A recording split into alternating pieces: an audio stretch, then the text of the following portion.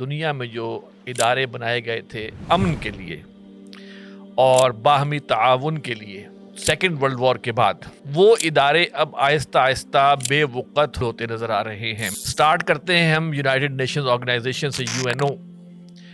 دوسری جنگ عظیم کے بعد UN بنائی گئی تاکہ مستقبل میں جو گلوبل تنازعات ہیں، گلوبل کانفلکٹس ہیں، ان کا سدباب کیا جا سکے اور باہمی تعاون کو بہتر کیا جا سکے۔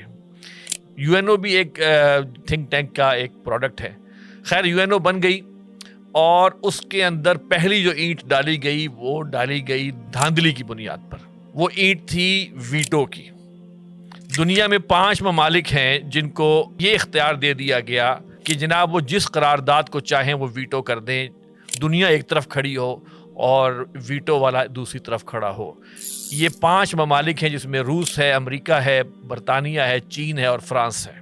یہ سب سے بڑی دھاندلی ہوئی اور اس دھاندلی کے بعد UN کا بھرپور استعمال کیا ہے اسرائیل کے تحفظ کے لیے، اسرائیل کی پروگریس کے لیے، گریٹر اسرائیل کی طرف بڑھنے کے لیے، اور UN کا بہت زیادہ استعمال مسلمانوں اور اسلام کے خلاف بھی ہوا ہے۔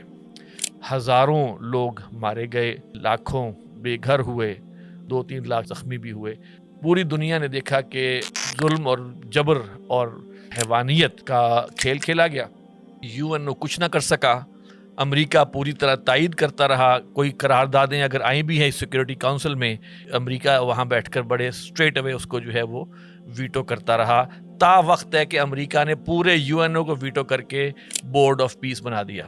کچھ ممالک سے زبردستی اور کچھ کو کچھ لالچ دے کر اس میں سائن کروائے گئے، اور اس بورڈ آف پیس کا بھی کوئی حال نہیں ہے، اس کا کوئی پرسان حال نہیں ہے۔ اس بورڈ آف پیس میں جو کچھ بھی طے ہوا، اسرائیل اس کی خلاف ورزی کر رہا تھا۔ آگے آتے ہیں OIC، تو ویسے ہی بے فائدہ فضول ہو کے رہ گئی۔ آگے بڑھیں اوپیک کے اندر بھی جو صورتحال ہے کہ وہاں سے بھی اب UAE جو ہے وہاں سے نکل گیا ہے، اور اب اوپیک کا کیا مستقبل ہوگا؟ میرا خیال میں اوپیک بھی اب غیر فعال ہو کے رہ جائے گا۔ اور اس سے آگے بڑھتے ہیں تو نیٹو کی ہم بات کر لیں۔ اس میں یہی طے کیا گیا تھا جو بھی اس کی نیٹو ممالک ہیں وہ آپس میں دفاعی معاہدہ کریں گے کہ ایک ملک پر حملہ دوسرے پر تصور کیا جائے گا۔ لیکن وہ نیٹو جو ہے وہ اب ہمیں نظر آ رہا ہے کہ جب سے امریکہ نے اسرائیل کی مدد کے لیے، گریٹر اسرائیل کے قیام کے لیے ایران پر حملہ کیا ہے، تو وہ نیٹو بھی پیچھے ہٹتا ہوا نظر آ رہا ہے۔ یہ ادارے اب آہستہ آہستہ ختم ہو رہے ہیں اور کوئی نئی ترتیب عمل میں آ رہی ہے۔